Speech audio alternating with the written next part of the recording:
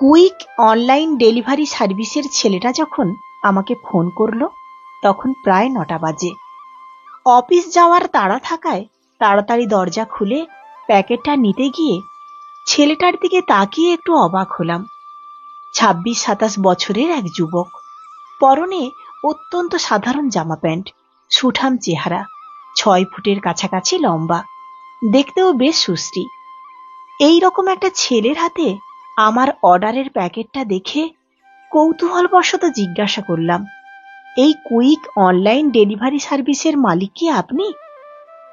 ছেলেটি আমাকে অবাক করে বলল, না, সে ডেলিভারি ম্যান। আমি প্যাকেট সমেত বিলটা নিয়ে টাকাটা দিয়ে বললাম, আপনার চেহারা এত সুন্দর, অথচ এই কাজ করেন? ছেলেটি একটু হাসল, তারপর বলল, আপনি ওই কবিতাটা পড়েননি, আমি মানুষের পায়ের কাছে কুকুর হয়ে বসে থাকি, তার ভেতরের কুকুরটাকে দেখব বলে? কথাটা শুনে আমি চমকে উঠলাম, হাত থেকে প্যাকেটটা পড়ে গেল। প্যাকেটটা তুলে দেখি ছেলেটা চলে গেছে। সিঁড়ির দিকে শূন্য দৃষ্টিতে কিছু সময় তাকিয়ে থেকে দরজা বন্ধ করে ভেতরে চলে এলাম। সত্যি কথা বলতে কি, একটা ডেলিভারি ম্যানের মুখ থেকে এই রকম একটা কথা শোনার জন্যে আমি মোটেও প্রস্তুত ছিলাম না, তাই কিছুটা ধাক্কা খেয়েছি। কেরিয়ার তৈরি করবার জন্য ইংলিশ মিডিয়ামে পড়াশোনা করার সময় পাঠ্য বইতে যেটুকু কবিতা, নাটক, নোবেল পড়ার সুযোগ হয়েছে ওই পর্যন্তই। আলাদা করে সাহিত্য সম্বন্ধে আমার কোনো জ্ঞান নেই। আমি ইভা, বাবা আর বোনের সঙ্গে এই শহরে থাকি। একটা বেসরকারি ব্যাংকে চাকরি করি। বোন কলেজে সেকেন্ড ইয়ারে পড়ে। বাবা এক্সপোর্ট ইম্পোর্টের ব্যবসা করেন। রাজভারী লোকটা নিজের স্ট্যাটাস সম্পর্কে অত্যন্ত সচেতন। ৬ বছর আগেও রাত দিন ব্যবসা করে দৌড়ে বেড়াতেন। সেই লোকটাই মা মারা যাওয়ার পর থেকে কেমন যেন নিজেকে গুটিয়ে নিয়েছেন। প্রয়োজন ছাড়া কথা বলেন না, কাজ ছাড়া বাইরে বের হন না। দিন ৭ পর ব্যাংকের ইয়ার এন্ডিং এর কাজ চলছিল, তাই একটু রাত করে বাড়ি ফিরছিলাম। হঠাৎ নজরে পড়ল রাস্তার ধারে লাইট পোস্টের বড় আলোটার নিচে সেদিনের সেই ডেলিভারি দেওয়া ছেলেটি কয়েকজন পথশিশুকে পড়াচ্ছে। অবাক হলাম এই ভেবে, আজকালকার ছেলেরা যেখানে পার্টি, পলিটিক্স, ডেটিং, আড্ডা, মোবাইল ঘাঁটার পেছনে সময় কাটিয়ে দেয়, সেখানে এই ছেলে পথশিশুদেরকে নিয়ে সময় কাটায়। কেন জানি সেই মুহূর্তে মনে হয়েছিল ছেলেটির সঙ্গে আলাপ করা দরকার। গাড়িটা রাস্তার পাশে দাঁড় করিয়ে ছেলেটির দিকে এগোলাম। সে তখন পথশিশুদের পড়ানোয় ব্যস্ত। কিছু সময় দাঁড়িয়ে থাকার পর পথশিশুদের একজন আমি দাঁড়িয়ে আছি দেখে ছেলেটিকে ইশারা করতেই ঘাড় ঘুরিয়ে ছেলেটি আমাকে দেখে উঠে দাঁড়িয়ে হাসি হাসি মুখে বলল, ম্যাম, কিছু বলবেন? আমি যদি খুব ভুল না করে থাকি তাহলে সেদিনও ছেলেটিকে যে জামা প্যান্টে দেখেছিলাম আজও সে সেটা পরে আছে। একটু হেসেই বললাম, চিনতে পেরেছেন? সে ২-৩ দিনের দাড়ি না কাটা মুখে একটু লজ্জা লজ্জা হাসি হেসে বলল, হ্যাঁ, ডেলিভারি ম্যানরা একবার কোনো ঠিকানা বা ব্যক্তিকে দেখলে চট করে সেটা ভোলে না। কথাটা কানে লাগলেও প্রসঙ্গ ঘুরিয়ে বললাম, আমার কিন্তু আপনার এই পথশিশুদের পড়ালেখা করানোর উদ্যোগটা খুব ভালো লেগেছে। সে বাচ্চাগুলোর দিকে তাকিয়ে বলল, একটু পড়ালেখা না শিখলে মানুষ হবে কি করে? আর মানুষ না হলে দেশটাকে ভালোবাসবে কি করে? অনেকে অনেক কিছু বলে, কিন্তু সত্যিটা কি জানেন? বলে আমার দিকে ফিরে বলল, এই দেশটাকে কেউ ভালোবাসে না, তাই এদের মানুষ হতে শেখাই, যাতে অন্তত দেশটাকে ভালোবাসতে পারে। কথা ঘুরিয়ে বললাম, আচ্ছা, এরা সারাদিন কি করে? এবার সে একটা হাত পকেটের মধ্যে রেখে অন্য হাতটা দিয়ে কপাল খুঁজতে খুঁজতে বলল, সারাদিন ময়লার ভেতর থেকে ছেঁড়া জুতো, বোতল, টিন, প্লাস্টিক কুড়িয়ে দিনের শেষে সেগুলো বিক্রি করে দুটো পেটের ভাত জোগাড় করে। অবাক হয়ে বললাম, এরা স্কুলে যায় না কেন? সেখানেও তো পেট ভরে খাবার পাওয়া যায়। ছেলেটি আমার মুখের দিকে একবার তাকিয়ে মাথাটা নিচু করে বলল, স্কুলে ভর্তি হতে গেলে বাবার নাম লাগে, কিন্তু এরা তো কেউ তাদের বাবার নাম জানে না। বুঝতে পারলাম বেশিরভাগ পথশিশুরাই পরিচয়হীন। মনটা খারাপ হয়ে গেল। গাড়ির দিকে এগিয়ে যেতে যেতে মনে হলো ছেলেটার ফোন নাম্বারটা নিয়ে রাখলে হয়, মাঝে মধ্যে বাচ্চাগুলোকে সাহায্য করা যাবে। কথাটা ভেবে আবার ঘুরে দাঁড়িয়েই দেখি বাচ্চাগুলো আমার সামনে দাঁড়িয়ে। জিজ্ঞাসা করলাম, কিছু বলবে? বাচ্চাগুলোর মধ্যে একজন বলল, মামা বললেন আপনাকে গাড়ি পর্যন্ত এগিয়ে দিতে। ছেলেটির দিকে তাকালাম, দেখলাম উল্টো দিকে মুখ করে ফোনে কার সঙ্গে কথা বলছে। ওদেরকে জিজ্ঞাসা করলাম, তোমাদের নাম কি? একজন বলল তার নাম লালু, আরেকজনের জয়দেব। যে এগিয়ে এসে তার মামার কথা বলল তার নাম শঙ্কর, আর মেয়েটার নাম তানভীর। শঙ্করকে জিজ্ঞাসা করলাম, তোমাদের সঙ্গে যোগাযোগ করতে হলে কি করে করব? শঙ্কর বলল, কারেন্ট অফ না হলে আমরা প্রতিদিন 8টা থেকে এখানে থাকি, শুধু বর্ষাকাল আর বেশি শীত পড়লে থাকি না। জিজ্ঞাসা করলাম, তখন কোথায় থাকো? বলল মামার ঘরে। বললাম, মামা কোথায় থাকে? সে বলল, এই তো এখানেই, ওই যে বাড়িটা, ওই বাড়িটার একটা ঘরে থাকে। বললাম, তোমাদের মামার সঙ্গে কে কে থাকে? সে বলল, মামা চারিদিকে বইপত্র ছড়িয়ে রেখে একাই থাকে। বললাম, তোমাদের কারোর ফোন নাম্বার আছে? শঙ্কর বলল, আমাদের তো নেই, মামার আছে। বললাম, তুমি নাম্বার জানো? লালু বলল, আমরা সবাই জানি, মামা বলে রেখেছে কোনো রকম অসুবিধা হলে ওই নাম্বারে ফোন করতে। বললাম, মামার নাম আর নাম্বারটা বলো। আমি দীপু। বাবা মা অনেক আগেই মারা গিয়েছেন। একা একটা চিলেকোঠার ঘর ভাড়া করে থাকি। টিউশনি করে নিজের পড়াশোনার খরচ চালিয়ে বাংলায় অনার্স নিয়ে গ্র্যাজুয়েশন কমপ্লিট করবার পর অনেক ইন্টারভিউ দিয়েছি। ইন্টারভিউতে সিলেক্ট হওয়া সত্ত্বেও টাকা দিতে পারিনি বলে শেষ মুহূর্তে নাম বাদ চলে গেছে। চাকরির অনেক চেষ্টা করেও যখন বুঝতে পারলাম টাকা বা খুঁটির জোর না থাকলে আজকালকার দিনে সেটা পাওয়া খুব মুশকিল, তখন সেই আশা ছেড়ে ডেলিভারি ম্যানের কাজে যোগ দিয়েছি। যে দেশে চাকরির বিনিময়ে শিক্ষাগত যোগ্যতা বিচার করা হয়, সে দেশে ক্লাস 8 পাস যোগ্যতার বিচারের একটা কাজ করি।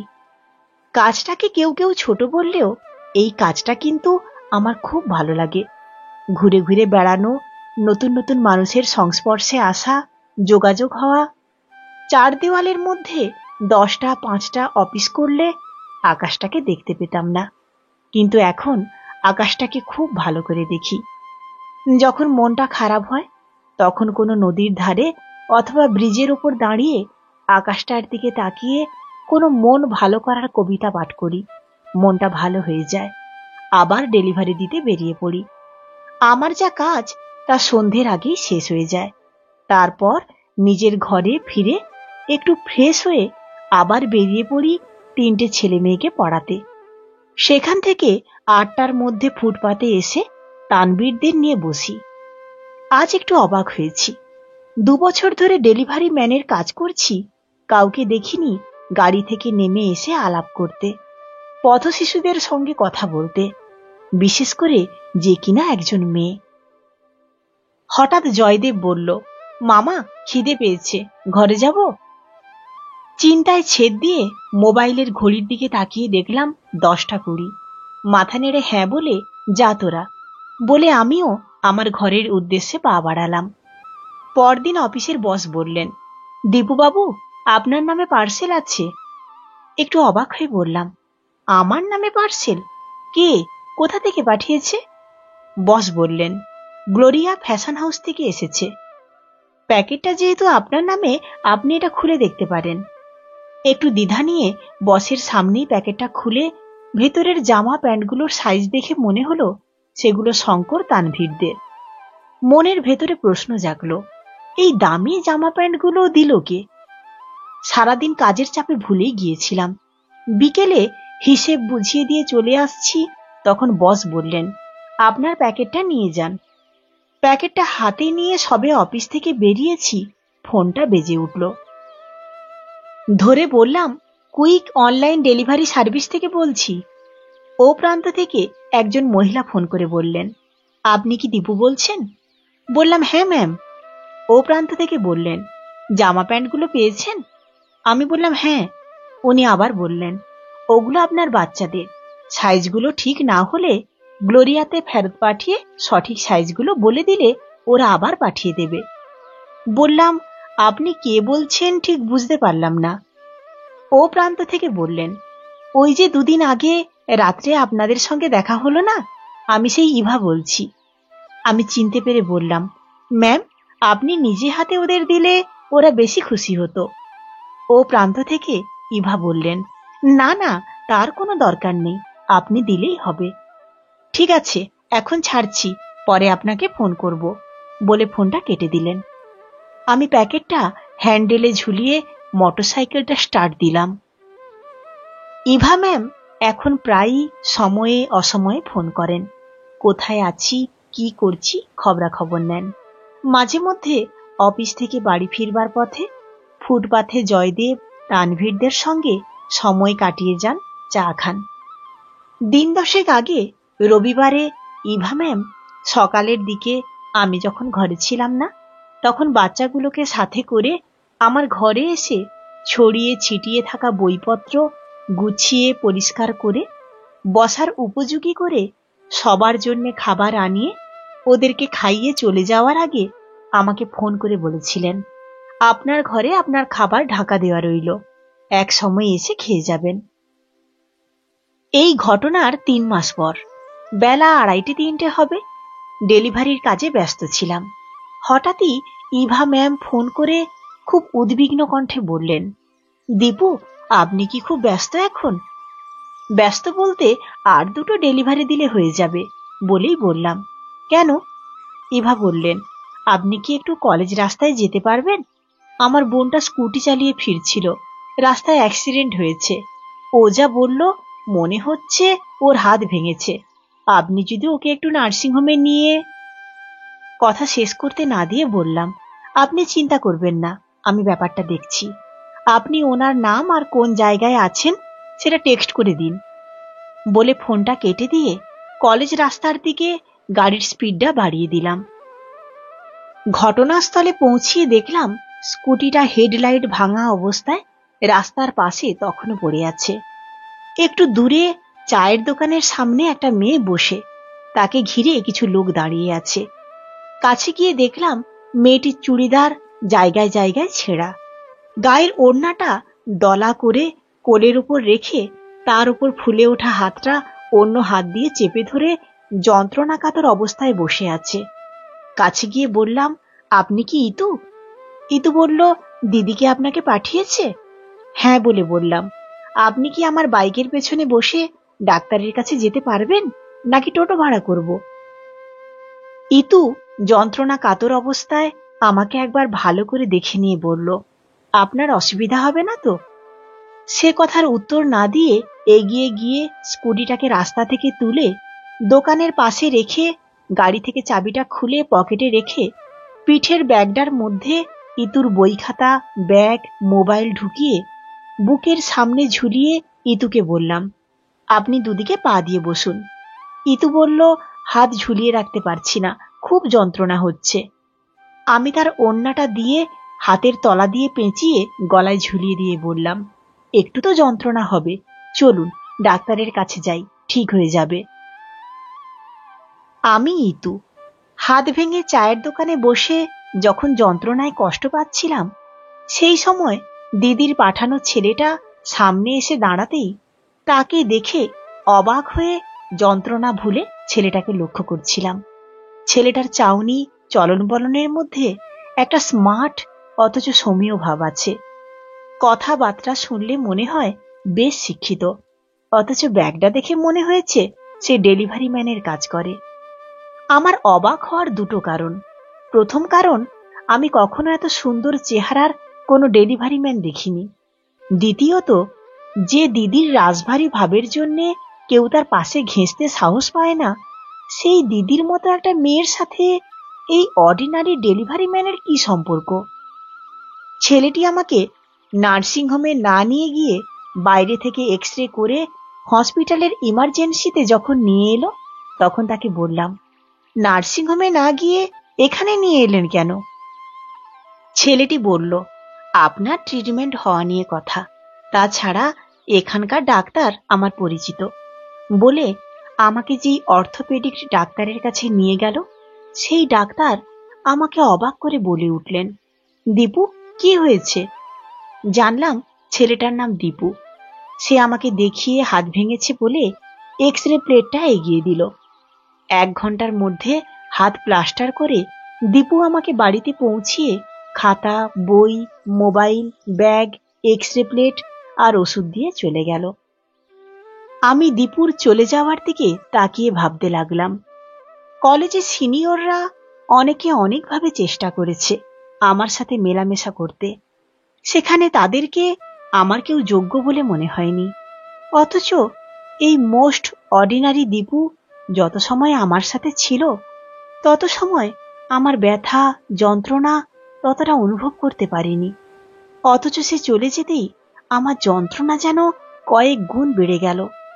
বুঝতে পারছি না আজ হঠাৎ করে আমার মনটা এমন অস্থির হলো কেন। কই, আগে তো কখনো এরকম মনে হয়নি। তবে কি আমি এই অর্ডিনারি ছেলেটার প্রতি দুর্বল হয়ে পড়লাম, নাকি দিদি একে চেনে জানে বলে আমারও এর সম্বন্ধে জানা দরকার? মনে মনে ঠিক করলাম, আগে আমার জানতে হবে দিদির সাথে ওর কি সম্পর্ক। দীপুকে বোনের নাম আর এক্সট্রাক্ট লোকেশন পাঠিয়ে দিয়ে পরে 2 বার ফোন করেছিলাম বোনের খবর জানতে। সেই মুহূর্তে দীপু ফোন না ধরায় চিন্তায় পড়ে গিয়েছিলাম, বোনের আর কিছু হয়নি তো। পরে দীপু আমাকে ফোন করে বলল, আপনার বোনের হাতের হাড় ভেঙেছিল, হসপিটালের ডাক্তার সেটা সেট করে প্লাস্টার করে দিয়েছে, এখন সে বাড়িতে। আমি যেন বোনের সঙ্গে কথা বলি বলে ফোনটা কেটে দিয়েছিল। আমি চাইছিলাম দীপু আর একটু সময় আমার সাথে কথা বলুক, কিন্তু ফোনটা সে কেটে দেওয়াতে মনে হলো দীপু হয়তো আমার স্ট্যাটাস দেখে পিছিয়ে যাচ্ছে। তাই ঠিক করলাম এখন থেকে আমাকে ওর মনের মধ্যে জায়গা করে নিতে হবে। আরো 3 মাস পর যখন আমি দীপুর খানিকটা কাছাকাছি চলে এসেছি, আকারে ইঙ্গিতে অনেক কিছু বোঝাতে চাইছি, অথচ সে না বোঝার ভান করে এমন করে থাকে বুঝতে পারি না এতদিনে আমি কি তার মনের ভেতর কোনো জায়গা করতে পারিনি। সেদিন রাতে তার সাথে দেখা করে যখন আমি গাড়ির দিকে এগিয়ে যাচ্ছিলাম, সে বলল, চলুন আপনাকে গাড়িতে তুলে দিই। যে বোঝালে বোঝে না তার উপর রাগ তো হবেই, তাই সেদিন রাগ করে বলে দিয়েছিলাম, ইডিয়েট। সে একগাল হেসে আমার দিকে তাকিয়ে বলল, আমি সারা জীবন একজন ইডিয়েট হয়েই থাকতে চাই। বললাম, মানে? সে বলল, আসলে ইডিয়েটদের ওপর থেকে দেখলে নদীর ঘোলা জলের মতো মনে হয়, কেউই আন্দাজ করতে পারে না সেই ঘোলা জলের তলা দিয়ে কতটা স্রোত বইছে। দীপুর কথা শুনে বুকের ভেতরটা মোচড় দিয়ে উঠল। গাড়ির সামনে দাঁড়িয়ে জিজ্ঞাসা করলাম, দীপু, তোমার কি খুব কষ্ট? দীপু সে কথার কোনো উত্তর না দিয়ে হাসি মুখে দরজাটা খুলে দিয়ে বলল, সাবধানে যাবেন। কিছু সময় তার দিকে তাকিয়ে থেকে বুঝলাম ও আর কিছু বলবে না। আমি গাড়িতে উঠে স্টার্ট দিয়ে ভাবতে লাগলাম, দীপুর মনের কথা আমাকে সব জানতে হবে। দীপুর শুধু চেহারাটাই সুন্দর ছিল না, তার স্বভাব, ভেতরকার জ্ঞান আমাকে আকৃষ্ট করত। ভেবে পেতাম না এত জ্ঞান আর এত সুন্দর করে যে ছেলে কথা বলে সে কি করে বেকার থাকে। আস্তে আস্তে এমন হলো, দীপুকে একদিন না দেখে তার সাথে কথা না বলে থাকতে পারতাম না। তাকে নিয়ে প্রায়ই অফিস কামাই করে কাছাকাছি এদিক সেদিক ঘুরতে যেতাম। মাঝে মধ্যে তার ঘরে গিয়ে গল্প কবিতা শুনতে শুনতে কখন যে রাত হয়ে যেত টেরও পেতাম না। এইভাবে চলতে চলতে হঠাৎই একদিন এক রেস্টুরেন্টের মধ্যে বোন ইতুর নজরে পড়ে গেলাম। সেই মুহূর্তে রেস্টুরেন্টের মধ্যে সে কিছু না বললেও পরে বাড়িতে এলে আমাকে সরাসরি বলে বসলো, দীপুকে তার ভালো লাগে, তুই দীপুর লাইফ থেকে সরে যা। কথাটা শোনা মাত্র আমি তার গালে একটা থাপ্পড় দিতেই সে রাগে ক্ষোভে হিংস্র রূপ ধারণ করে বসল। তারপর বাবাকে গিয়ে সমস্ত ঘটনা জানালো। বাবা সব শুনে আমার বংশমর্যাদার কথা মনে করিয়ে দীপু কোথায় আর আমি কোথায় সেটা ভালো করে বুঝিয়ে দিলেন। সেই মুহূর্তে আমার ভীষণ কষ্ট হচ্ছিল বংশমর্যাদা নামক বুলডোজারের চাপে। দুরাত ভালো করে ঘুমাতে পারিনি। পরদিন রবিবার ছিল। ভাবলাম আজ যদি দীপুকে আমার মনের কথা না বলি তাহলে হয়তো অনেক দেরি হয়ে যাবে। ফোন করলাম সে কোথায় আছে জানতে। বলল আজ পার্সেল কম থাকায় 1 ঘন্টার মধ্যে ঘরে চলে আসবে। বললাম ঠিক আছে, তুমি তোমার ঘরে এসো, আমিও আসছি। ঘন্টা দেড়েক পরে আমি সিঁড়ি দিয়ে উঠে দীপুর ঘরের সামনে যখন এলাম তখন দেখলাম দীপুর ঘরের মধ্যে একজন ভদ্র মহিলা তার সাথে কথা বলছেন। পাশ কাটিয়ে ছাদে যেতে যেতে তাদের কথাবার্তার কিছুটা শুনতেও পেলাম। ভদ্রমহিলা চলে গেলে আমি ঘরে ঢুকে দেখলাম দীপু চোখ বন্ধ করে বসে আছে। একটু গলা দিয়ে আওয়াজ করলাম। দীপু চোখ মেলে তাকিয়ে বলল, আসুন। আমি চেয়ারটায় বসে জিজ্ঞাসা করলাম, ভদ্রমহিলা কে? দীপু কিছু সময় চুপ করে থেকে বলল, আমার ছাত্রীর মা। জিজ্ঞাসা করলাম, উনি কি জন্য এসেছিলেন? দীপু জানলা দিয়ে বাইরে তাকিয়ে বলল, আমার ছাত্রী তার বয়ফ্রেন্ডের সাথে পালিয়ে গেছে। কথাটা শুনে কি যে আমার হলো আমি বলে ফেললাম, আমার যদি পালিয়ে যেতে ইচ্ছা করে? দীপু আমার দিকে তাকিয়ে হাসল। আমার চোখটা আমার অজান্তে ভিজে উঠল। আমি বললাম, আমি মানুষ না? দীপু খুব গম্ভীর হয়ে গেল। সে বলতে লাগলো, আমার মাধ্যমিক পরীক্ষার আগে বাবার কাজ না থাকার জন্যে মাঝে মধ্যে খাবার জুটত না। তখন অভাব কাকে বলে আমি খুব কাছ থেকে দেখেছিলাম। খিদেতে যখন খুব কষ্ট হতো তখন পড়ে পড়ে জল খেতাম আর ঢোক গিলতাম। সে সময় কেন জানি সব ছেড়ে ছুড়ে মনটা পালাই পালাই করত। তখন এই বলে মনকে শক্ত করতাম, যেভাবেই হোক আমাকে লেখাপড়া শিখে নিজের পায়ে দাঁড়িয়ে আমার বাবার ইচ্ছা পূরণ করতে হবে। বলে বলল, আমার বাবা চাইতেন আমি মাস্টার হই। আজ আমি যথেষ্ট যোগ্য হয়েও স্বীকৃত কোনো স্কুল কলেজের মাস্টার হতে পারিনি। হয়েছি টিউশনি পড়ানোর মাস্টার। একটানা কথাগুলো বলে কয়েক সেকেন্ড চুপ করে থেকে অন্যদিকে তাকিয়ে সে আবার বলল, নিজের মনকে শক্ত করুন। আপনি একটা ভালো চাকরি করেন আর আমি একজন সামান্য ডেলিভারি ম্যান। কোনোভাবেই আপনি যা ভাবছেন তা হয় না। তাছাড়া আপনার বাবা কখনোই মেনে নেবেন না। এখন আপনার ভালো লাগলেও পরে হয়তো আফসোস হবে, তার থেকে ভুলে যান। দীপুর কথাগুলো শুনে আমি চোখ মুছে বললাম, তুমি ঠিকই বলেছ, আমার মনকে শক্ত করা উচিত। সেই ছোটবেলা থেকে বাবা মা যা বলে এসেছেন তাই করেছি, এখনো করছি। কখনো নিজের মনের কথা শুনিনি। আজ মনে হয় আমার মনের কথা শোনা উচিত। বলে চেয়ার থেকে উঠে 2 পা এগিয়ে গিয়ে দীপুকে বুকে জড়িয়ে ধরে বললাম, তুমি আর একবার তোমার মনটাকে শক্ত করো। মাস্টারি না হোক, তোমাকে ব্যাংকিং পরীক্ষায় বসতে হবে। আমি জানি তুমি সেখানে উত্তীর্ণ হতে পারবে।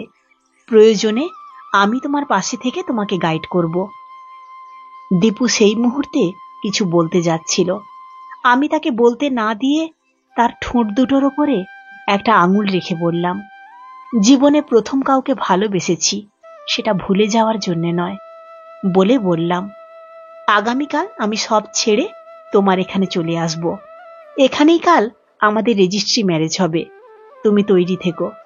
আর লালু, শঙ্কর, তানভীররাও যেন থাকে।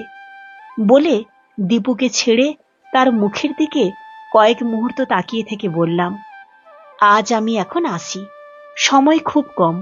বাচ্চাগুলোর নতুন জামা প্যান্টের সাথে আমাদেরও বিয়ের জিনিসপত্র কিনতে হবে। কলমে সুপ্রিয় ভট্টাচার্য, পাঠে আমি সুদীপ্তা।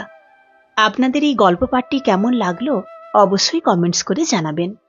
যদি গল্প পাঠটি আপনাদের ভালো লেগে থাকে তাহলে লাইক, কমেন্টস এবং শেয়ার করতে ভুলবেন না। ধন্যবাদ।